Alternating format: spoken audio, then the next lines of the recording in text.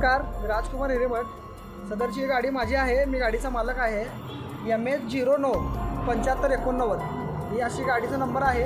तर ह्या ठिकाणी काल हाऊसिंगचे 2 डंबेचे 2 असे 4 टायर आहे ना चोरीला गेलेले आहेत. सदरची घटनास्थळ आपलं धोत्रीकर वस्ती आहे. धोत्रीकर वस्ती शेळगी बायपास रोड साखळी विहीरच्या शेजारी मैदान आहे. त्या मैदानात गाडी पार्क केलतो आम्ही. तर इथं गॅरेज आहे. गॅरेजच्या ठिकाणी पार्क केलतो.